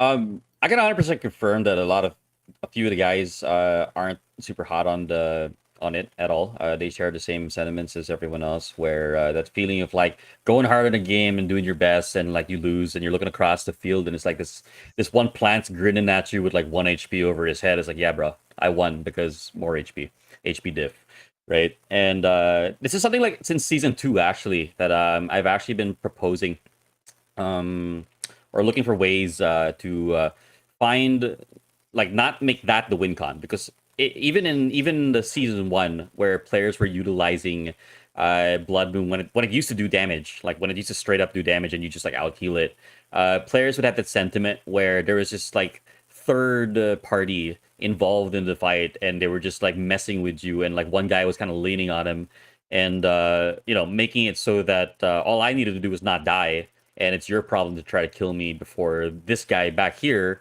knocks all your guys out. And so that's kind of what's happening. And obviously not everyone can afford to bring all their Axies up to 441 HP and above. So in my opinion, personally, that's something I've been trying to work on finding the right way to best make it happen. And this is again why we're seeing so many of these runes and charms and parts which cater towards providing late game solutions like Rise and Ruin and Healing Pulse, working with summons and like Metamorphosis as well. Like if you can't break my shield, the rest of it deals damage to you guys, etc. So we're trying to provide these players with ways so that they can actually win the game in a more entertaining way for everyone else.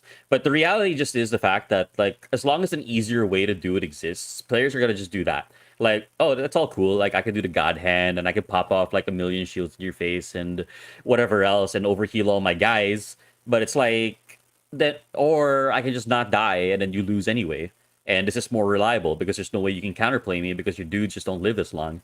So ultimately, I think now I feel, and chat can confirm whether or not they feel like Sustain has the right amount of tools, be it through runes and charms or cards, to be able to win their games. Because, dude, there's no reason Sustain can't run adaptive program and just perch you later in the game. They just choose not to. It's just, why do that when I can just not die? So, like, at the end of the day, the option needs to... Yeah, it was a fun There was stuff. something like that back then. There was something like that. Season 3, we had a lot of tiny fan perch. That was popular for a while. Then it just died off because it's like, why do that when you can just like not die? So again, like the option needs to go away because like you can give them a million different ways to end the game, but they don't care because it's like, well, I just have 4-4-1 and not die because that works as well. Yeah. It's easier, like there's no way for you to stop me. If I have, you can't discard my perch because it doesn't. I don't have perch. Yeah, said. You can't hermit my tiny fan because I don't do that either.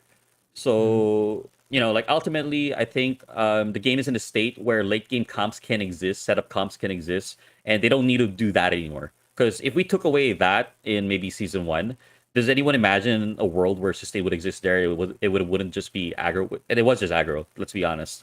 Like you had two options. You had kill them right away or don't die. Those were your two options in season 1. Yeah. I need to say it for the people, Spam. Sorry. What? God Hand Impacto! Okay, I'm done. Here I am. I'm thought Ralo has to leave soon for a doctor's appointment. So I'm like, oh, you're gonna drop some fire before you leave. He just goes, God Hand Impact. No. Yeah. But I'm glad you kind of understand because I do like that. I do like how there are actually options for sustained comps, whether it's through adaptive program, ramp up energy, do something bigger. But right now it's just too easy, right? Like, why do the cool thing when you can just keep clicking cards in your bed, shield up, and just let HP and the game design do its thing? I don't think there's very many people who agree that the design is like the Blood Moon thing is like ideal and everything like that. Some people might like it, but majority think it's not ideal and everything like that. So I'm glad that's being heard out. I hope there's changes in the future. So we'll see. Stark, you want to touch up on this? Anything at all? Well, I just echo a lot of what you're saying, which is like I like Sustain, but every time I try to play it, like after 5 games, I'm like, nope. Like even if this gets me rank 1, I can't do this for 14 days. So I find it like for me personally, I can't. It's not stimulating enough to play. But I also think it's very important that it always needs to have a place in the meta because it keeps certain comps in check. So that's kind of what you were saying at the your very first point, Spam, is that that's why a Sustain lover in that sense of like it needs to be around to keep certain things in check, but also it's how they win that needs to be addressed, not the comp itself. Yeah, people have preferences, and a lot of people don't understand this. Like I've seen some people go like, I just hate sustain. Well, some people hate just clicking cards and doing a million damage too. There's a reason why there's roles in so many type of games. There's support players. There's carries. Whatever game you play is gonna be like that. And believe it or not, some people are born patient and like this methodical, slow gameplay when it comes to control and things like that. So it's always gonna exist. I think it's healthy for card games and everything like that. But yeah, I think everyone kind of pretty much agrees the overall issue is just like Go ahead. Yeah, I'll just like try to explain as well like this like the rationale behind like the current Blood Moon, which is like why don't we just do like more damage or like block heals or like no shields or whatever. And generally it comes towards the point that we want the design of that mechanic to try to be as neutral as possible. Obviously, like Sustain still leans on it, but then like not every team is out there running shields, not every team is out there running attacks, not every team is out there running heals. So if we do something along the lines of like, oh, okay, like maybe instead of dealing damage, we just oh sorry, instead of losing HP, maybe like all these attacks deal more damage, but then it doesn't necessarily work for everyone. So the design is around reducing effective HP, where you technically maintain that same ratio, which is what we got in this current season. And the idea is essentially where if 60 damage did like X%, now that you have less total HP, it does more percent. So in a weird indirect way, it is technically increasing damage. But then the problem there really just is the fact that you're still at parity with the sustained player who's putting up like maybe 500 shields and then you're doing like 400 damage, so it doesn't really matter. So another way to go about it would be like if we can't solve it through Blood Moon, maybe just provide players with more outs against these types of plays. So like you find yourself in a bracket that's just infested with these shield players, maybe introduce some kind of charm that provides you these ways, because we have charms against status effects if that ever gets too bad. We have charms against curses. We have charms against secrets and everything else. So why not something against shields, right? So that's kind of where the mindset is at currently. Can't say much about what goes on for balancing, because obviously, like at the end of the day, nothing is set in stone, even when we release what we have in mind. But then I can say for a fact that it is something that is heavily being considered, but towards the point that we're not going to try to kill sustain. I hate to say it, but then as everyone has said, it does have its place in the meta to maintain that balance, because let's be honest, like if we don't have a team that is tanky in a sense and kind of shuts you down if all you do is damage, and all we'll do is damage, because like what's the solution otherwise? It'll just be like, oh, you do X damage, well I'll do X plus 10 and now I'm better. So there needs to be ways for us to create that tempo swap. No, for sure. Let's do Rallo's messaging me something funny, and I disagree with that last part. Anyways, You didn't play it, bro. let's hop onto our next topic. I'm really glad that that was a good discussion, and I'm glad that we kind of at least understand each other when it comes to certain points about this topic. The next one I want to discuss is like crafting, man. Crafting and origins. Like, has it been underwhelming? Has it reached its goal, its expectations? What can we do about it? Like anything, man. When it comes to crafting, anything. Someone shoot your problems. Crafting Start first. Crafting feels bad. That's all I'll say to start off with. It feels bad. That's all I have to throw out there. No, Okay. I do a lot of it, and there's I like a lot of my scholars craft too. So I like the change to like the minting cost and all that. And you've seen that it just more money stays, more liquidity stays within the players. So it's probably healthier for the ecosystem. But crafting itself, I don't know, especially crafting in epic era. Like I don't recall the exact percentages, but the I think it's 15, right, on the epic era recipe. And there's so many epic runes and charms, you never get what you want basically. So Can I say something? Let me. Okay. God hand impact. Go ahead. No. Can I do a God hand impact and then say something? Okay, go ahead. God hand impact. Okay. I just want to say something. Right now on leaderboard, I'm top 6. Okay, top 6. I crafted all the moon shards I have from the first day of Mystic till now. Do you know how many Mystics I have? 0. I'm not 60 accumulated crafts. I have 0 Mystics. I think that's not normal. Okay. It's not normal. I'll just say this. Let's not discuss like people's individual luck and everything like that, because some people might be like, it's not about luck. It shouldn't be about luck. It should be a baseline where you can get something and build from that. But right now, I agree. It feels like there's no base. And we're kind of making progress like that through the pity system. So maybe next time the pity system or the mystic bar might guarantee a rune. But I want to hear more about like the prices of runes and charms. Like right now, it doesn't even seem worth it. What we can do to tweak it? Like what's SM looking at when it comes to like crafting and everything like that? Hearing the community's feedback. Hell, what's up, man? Yeah, like crafting itself, like the mystic moment. I can say like it's like I actually authored that that proposal way back when. The very first iteration of it actually didn't sail as well because it was based on like player behavior in the previous season, and players just suddenly started acting differently in the following, but then we're trying to bring it down to a point where it makes the most sense, right? Because it's a two-way street. We got like all these players playing a game and they want to craft everything they want by themselves, right? Like, I'd be more than happy to craft every single rune and charm I want and never have to touch the market at all. But then that becomes problematic because the whole end, like there's this entire economy that exists behind. So like if you don't get what you want, then someone else out there probably did, and you can potentially buy it off them after selling off what you get. Now the difficulty there obviously is because runes and charms just aren't made the same. And even if we tried our best to make every single one have the same amount of power level, ultimately a meta will exist and there will be just like chase runes and trash runes, whatever. They can literally all have the same exact value. No, not the same exact value, but then like power level. But then like if the meta just said like, yeah, no, last stand is better than everything else, so it's going to be more expensive than everything else, straight up. So there's really no two ways about like players crafting, like I don't know what's a good example, like Raven's tactic. That's been a rune that I know Stark absolutely despises Raven's tactic. Actually, one of the best runes right now. We'll be honest. I'm not gonna pretend. I'm not gonna pretend it's good. Like people, it was made in a way to hopefully someone would figure out how to use it, and we just haven't hit that. We just haven't hit that yet. So it's something that's being given a little bit of extra thought into. But ultimately, there was a very interesting counterpoint that was given to me by someone else internally, and it was that these trash, quote unquote, trash runes and charms actually end up being very cheap for the casual player or the regular player, and it allows them to create these rogue decks that may or may, obviously they're not going to be top tier because like all the top tier stuff is expensive. That's why they're expensive, because they're top tier. But if you're smart or you're a heavy theory crafter, maybe you'll figure something out that works for you. And like, if it costs Fetter Descent and that's cheaper than everything else, cool. You pick that up and you do something crazy. Like I think it was that recent Fetter Descent team which was pulling off the Metamorphosis stuff because they just popped that off with Teal Shell.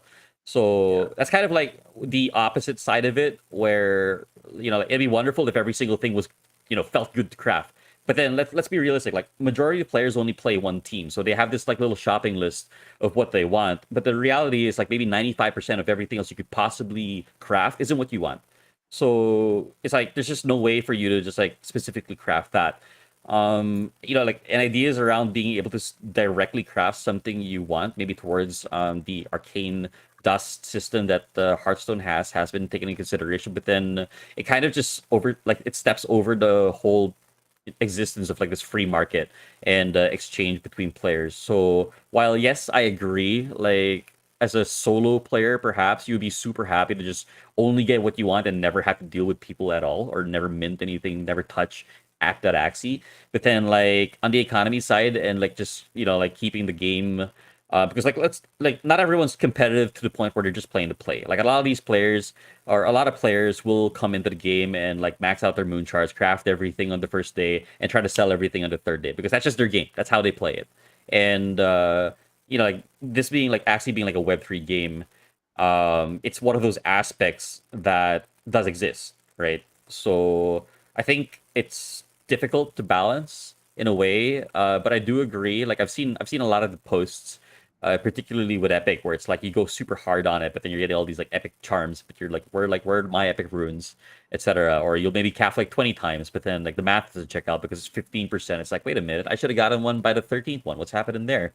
So definitely, there's ways to make it better.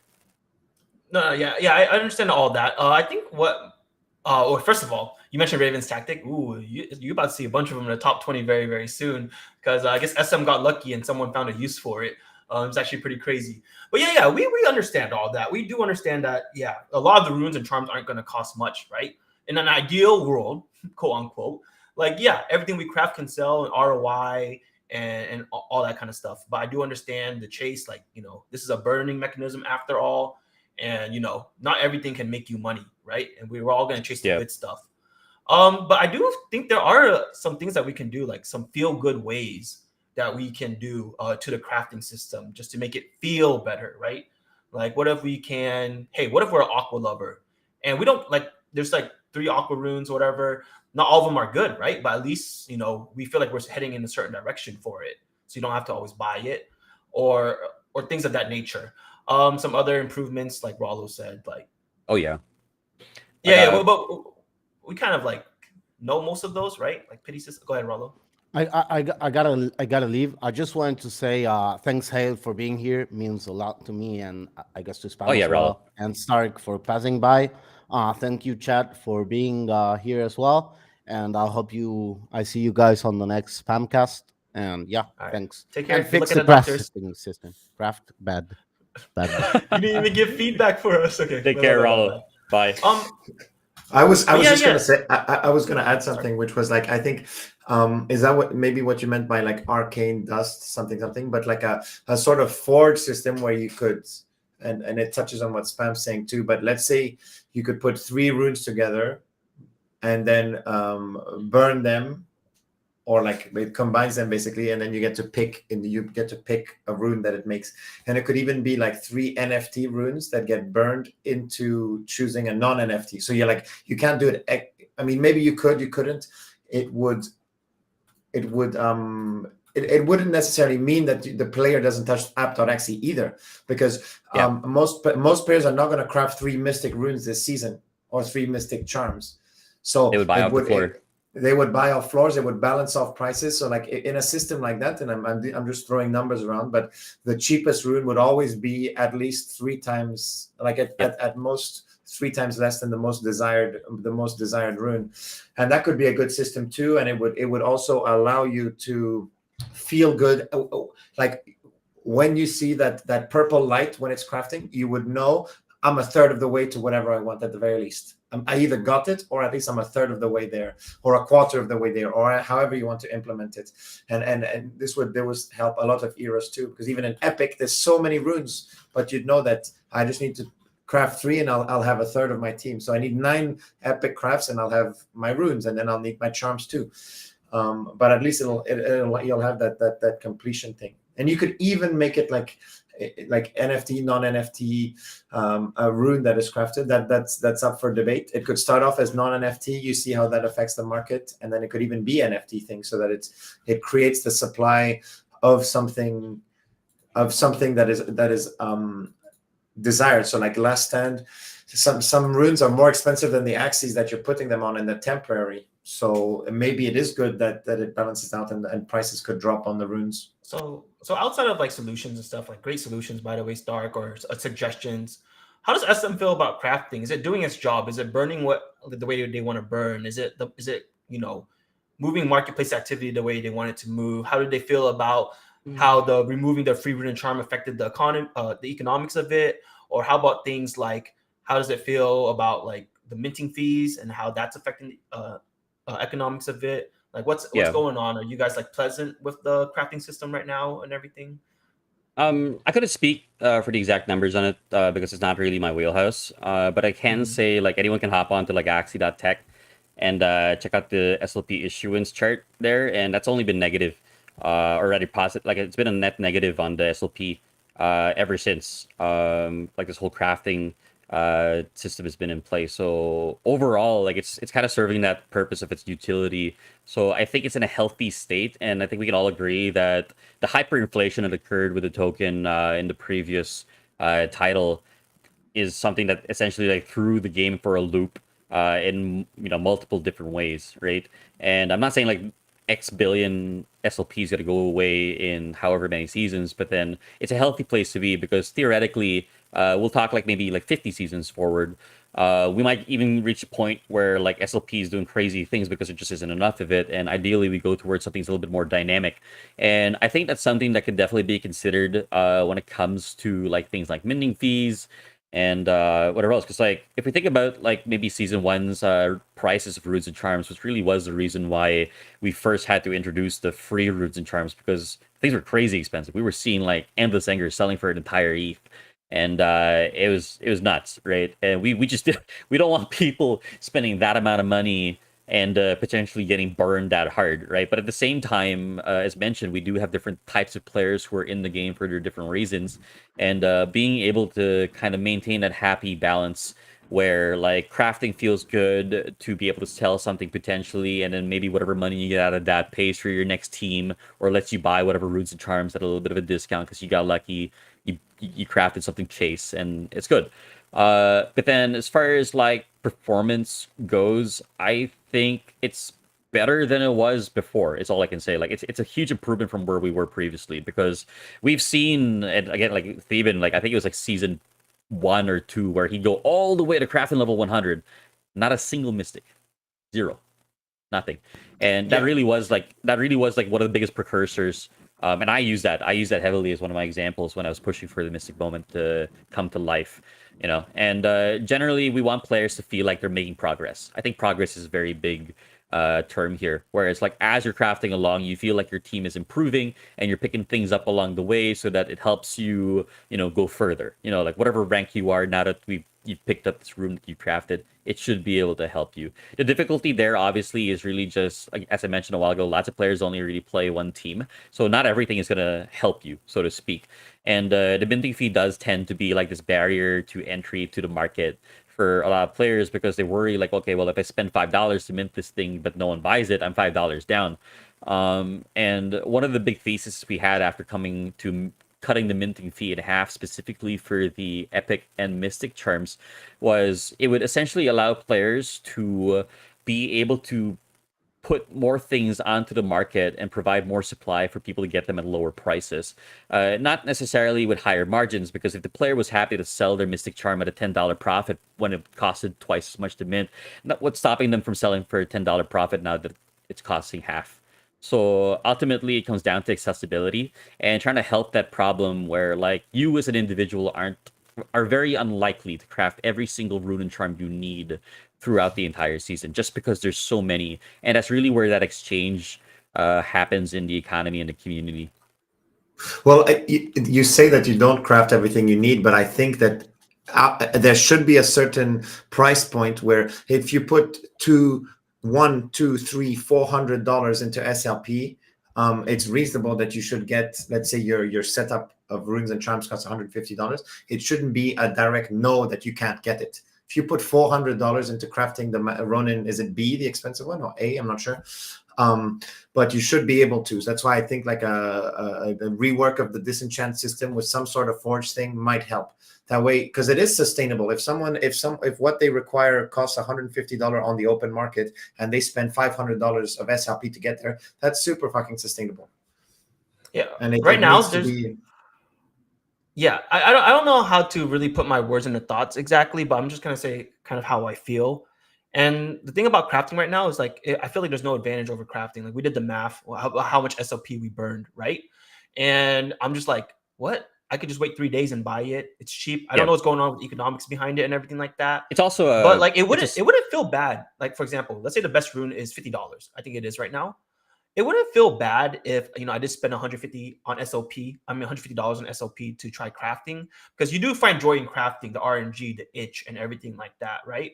But it would just like, even if I ended up getting the rune that I wanted due to some kind of system like Stark said, it wouldn't feel as bad. And so like things like that can help a lot. Yeah.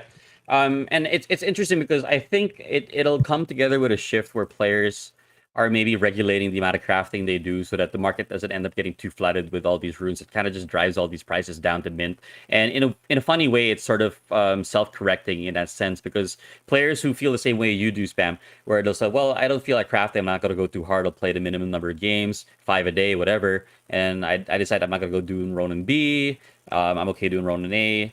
And we see less of these runes and charms hitting the market, and maybe it'll then become like more expensive, and then people are like, oh wait, hang on, wait a minute, there's some good margins here, maybe I should start crafting. So it's a funny way where it kind of just balances it out.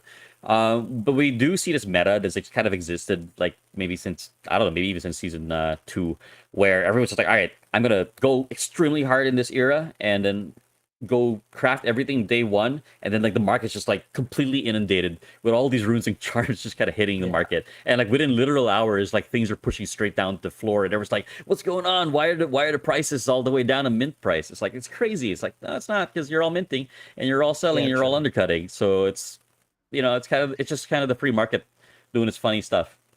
Yeah, sometimes I can't tell if I'm a veteran, and that's why I'm just like, it's crafting, whatever now. But I remember there was a day where I was just like, gotta craft. And it wasn't even just for the monetary purposes. It was just like, hey, I need something to help climb, right? But maybe that had something to do with the 7-day minting period back then. So who knows? So like in this situation, yeah, numbers would have been doing good. I just want to know if the crafting's doing its job and how SM views it. Is this successful? Because there are going to be people like veterans that complain about crafting because they can't make money Oh, yeah. on it anymore, or there's no competitive advantage on it no more.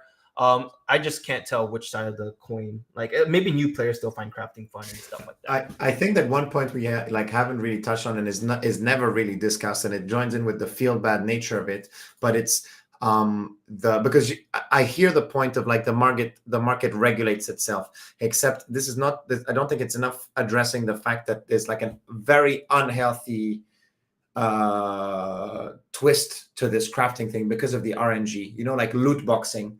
In games, loot boxing is like banned in the European Union because it's this predatory nature of crafting in Axie, I think, and it's amplified by the delay, the 3-day delay before you can mint. Like I would totally agree with you that if there was no delay, like if you could just craft and mint, then yes, the market could regulate, because then the person could see in real time, these are the prices I'm crafting. It's more calculated, it's more deliberate. If I'm looking, it's 20 cents in SLP to do Ronin Master A. I'm looking at the state of the runes and charms. I'm deliberately choosing to click on craft. But at the moment, I just craft all of the SLP I have, all of the moonshines I have, without really thinking. And it is kind of predatory, which is an unspoken reason why I think it needs to be, make sure it's looked at, because that the numbers don't necessarily speak to that. And that like they don't address that, and that's why I think a forward system or something like that will at least make it so that you are building your team. Even if you sink an unreasonable amount of money into the crafting, you're at least getting what you want. At least you get the end result. Maybe you paid 3 times more than what you would have, but you get there.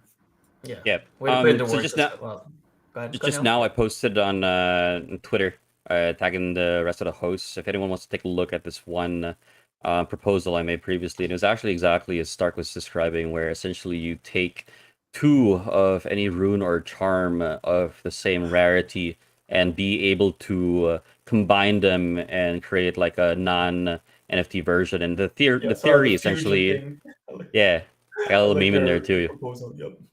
Yeah, and the theory there essentially is, well, if the floor is this low and what the thing I want is more than twice or 3 times as expensive, then obviously I'll just buy off the floor and make what I want so I can use it. The catch or trade-off obviously would be I couldn't sell it. So it stops people from trying to like flip the market where they're like, oh, well, 2 of these is less than that, so I'll just buy that and just drop the price of that. So the theory there essentially is it keeps prices within a nice little window of each other. This has been proposed. It's something that obviously will take a lot more like study, and I'm just putting it out there for anyone in chat who wants to take a look at it. Maybe you've got better ideas. I'd love to hear them. Throw them out there. If you think this is, if I mean, like the chat and everything. Like, so if you think it's terrible, just let me know. This is just like my proposal. I'm like all of you. Like, I'm just like one more guy in the community. So like I said, guys, very often Hale doesn't make all the decisions. He's just like us. We make suggestions. He's just a punching bag, the one that helps us communicate towards SM, because we can't just go to the head of balancing and just try to say get rid of Mantis, stuff like that. So yeah, thank you. So we're approaching the 2-hour mark of our podcast, so we are going to look to wrap up. Before we wrap up, we're going to open up an AMA session. So whatever questions you guys have, we'll address it, whether you want to address it to Hale, me, Stark, or all of us. Feel free to ask questions. I'm going to touch up on chat a little bit, just a few questions. Someone in chat earlier said, sorry, where'd it go? Which was Mystic, Rise and Rune or Raven's Tactic? Well, there's more Raven's Tactic in the top 20 right now than Rise and Rune, right? I see another comment that says something like, best season so far, Alpha, is where everyone had to adapt to their crafting skills. I didn't like that, because no matter how well you adapt, even yourself, that some things can't be touched due to luck, right? Sure, and then that's going to get frustrating when there's a lot of rewards on the line, right? You could be the world's best theory crafter, but someone with 1 brain cell can get top 1 if a certain rune got them there.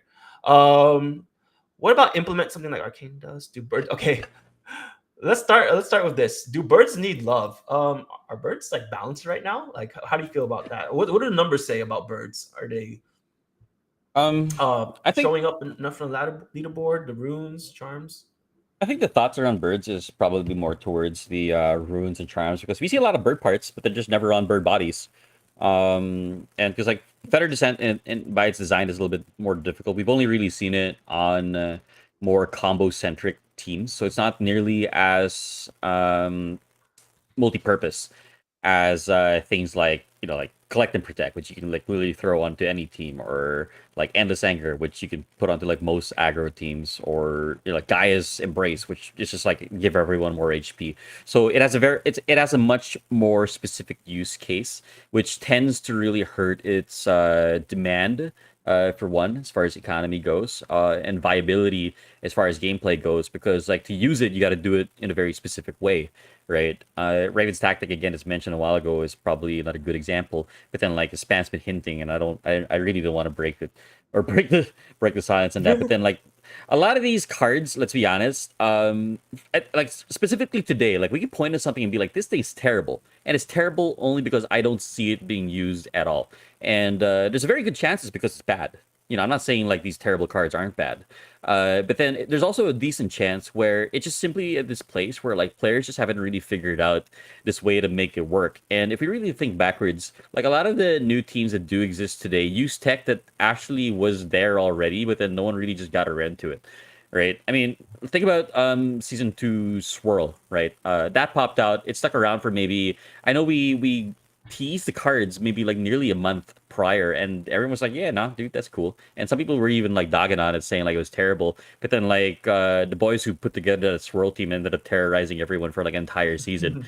And I so it's remember like, that. and no one knew, and everyone was still actually like at the time people were complaining about Belieber, if I'm not mistaken. It was like, dude, Belieber is gonna run everyone over. It's like it's gonna take over the ladder, and like Swirl's just chilling in the back. It's like, yeah, you don't know.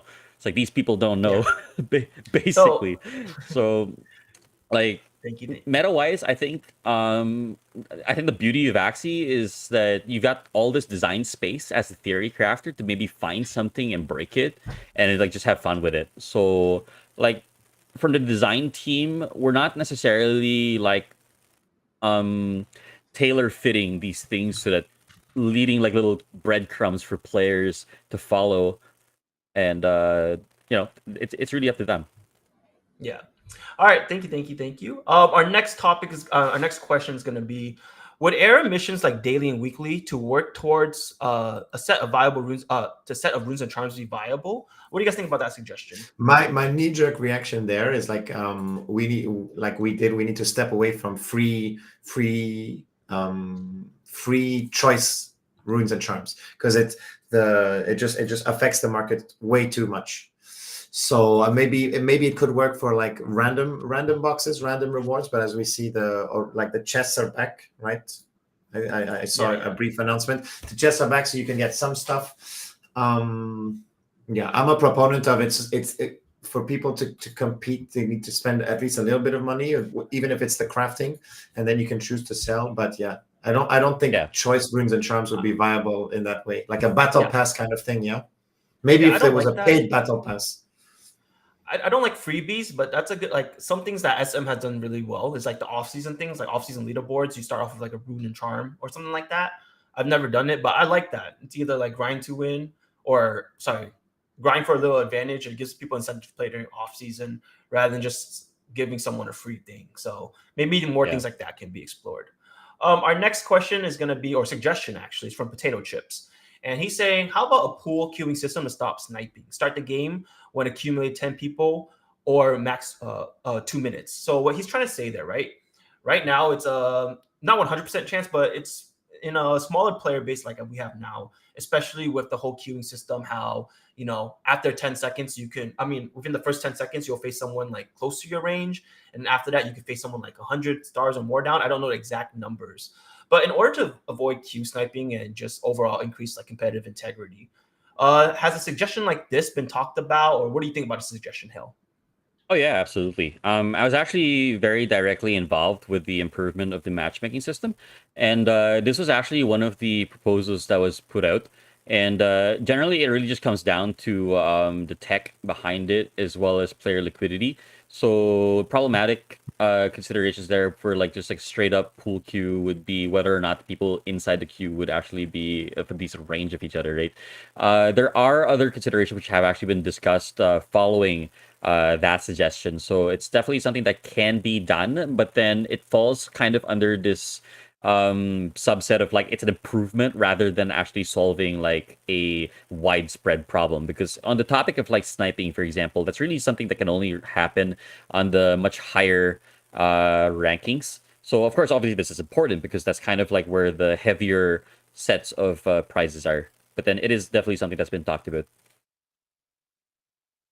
Our next question. Sorry guys if I skim over some of them. Is because they already been addressed in the podcast, such as like certain potions to implement a certain type, or just like how the free rune and charm affect the market and things like that. But our next question is: any future plans for Atia's blessing? I don't know how close in hand you work with that, but right now a lot of people find it as a chore. Personally, I don't mind it. Like if I don't want to do it, I don't have to do it. I'm not gonna be like Stark over here. Stark, No, what's up with I Atia's well, blessing? I And go ahead, ask so Hell. I'll tell you what. I do it now for the weekly missions. Like that's the weekly and daily missions to like grind those points. So that the next time I start to Axie strong, I'm ready to go. But apart from that, like I understand wholeheartedly like the whole point is like it's meant to like boost our numbers for the outside, for Ronin to be able to market itself better to other games, to other projects. Like this is concrete proof. This is a minimum how many players we have. Because I'm saying I rarely do a TS blessing, and I'm a hardcore player.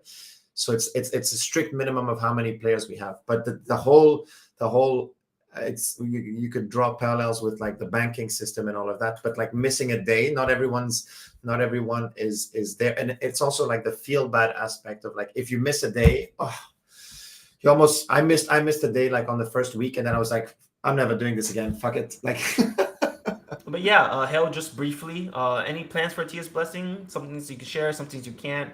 What's up with Yeah. Tia's blessing?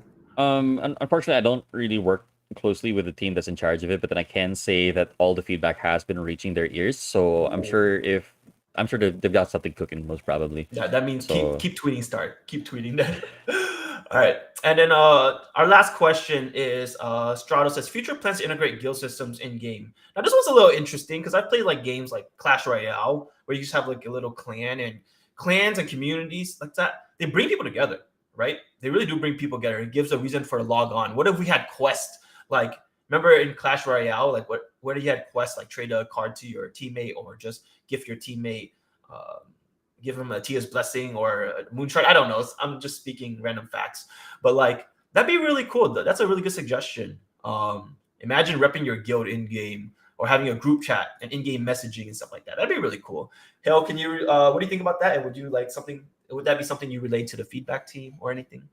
yeah, as far as guilds go, I do know it's been a topic that's been brought up previously, and I can't recall if there was ever like a Twitter campaign asking players what they would imagine being possible or attractive. Like give players a reason to be in guilds and go about it. So I think together with maybe more improvements or additional, I don't know, features to the game, a guild system would become viable and maybe serve some purpose. As of right now, with the way the game is, it's quite limited outside of just like for the purposes of representation. Yeah, no, but yeah, for sure, that's a great suggestion. That's something I want, and that's something I didn't even really think of until you said it, and like I got a little hyped just thinking about it, right? I dropped out for a little bit there. Can you what did Hale say if it was about No. like He's just saying okay. it's a cool idea. It's been Yeah. discussed.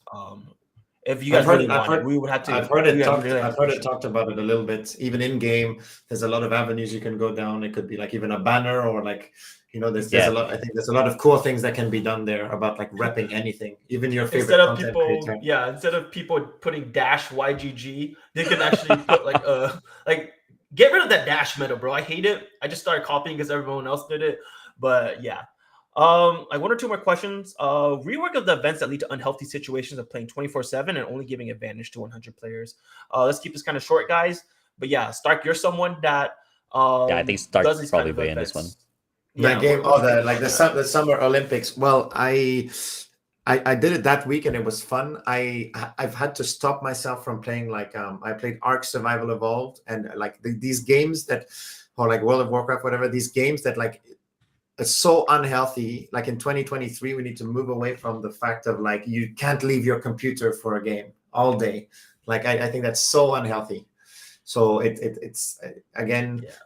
for a community that's always like very positive, very, even like the Ronin gym, very like health positive. Sometimes we don't talk enough about like the unhealthy loops, the predatory loops that there can be in game. Like we kind of blissfully ignore that about everything. I've never seen it mentioned by other people. It's like something that is just not talked about, and so I definitely think it is very unhealthy. Needs to be like curtailed. Yeah, But really the quickly, sprints, yeah. Any anything about that? What I can say about it is that a lot of these events are designed with different types of players in mind, and so not every event will be for every player. And so definitely, I do agree that there are considerations, especially for the players who want to go extremely hard and they find themselves in this position where they're not able to like let up on the competition. So I'm certain there's going to be ways of maybe like daily caps that could be implemented to keep things healthy for the players. All right, and then last but not least, final question. That was the previous final question, but this one's pretty good. Any chances they increase AXS rewards back? It was cut significantly this season. Hell, I'm pretty sure you've seen all these complaints, and I'm not even sure if you're allowed to answer that. But has it been heard? Has it been in consideration? Anything you can say about it? Want to give us a little? Yeah, all I can say is that the concerns around the changes have been heard. I personally can't speak towards like what direction they're going to because simply I don't sit in these meetings. So it's probably going to be something that you're going to have to look forward to for whatever changes come about. All right, sounds good. Anyways, that was a fun episode 3. I want to thank everyone here for coming out. I want to especially thank people like Hale and Stark who actually had work today or have work later today for taking time out their busy schedules to come discuss all these matters and whatnot. We tackled some very interesting topics. I'm really happy I got some answers on things I wanted, and I hope you guys are satisfied with it too. Anything you guys want to say before you go, Hale? Happy to be here. Thank you, Spam, for calling me on. Stark as well for joining us. Ralo, if you're still out there and listening in, appreciate having you on. Like a lot of these questions are definitely important, and I just want to say to everyone in chat, thank you for coming as well. Your questions all appreciated, and you know where to find me. I'm on Twitter. I'm in the main Discord. You can maybe find my private Discord as well if you want to be a little bit more direct.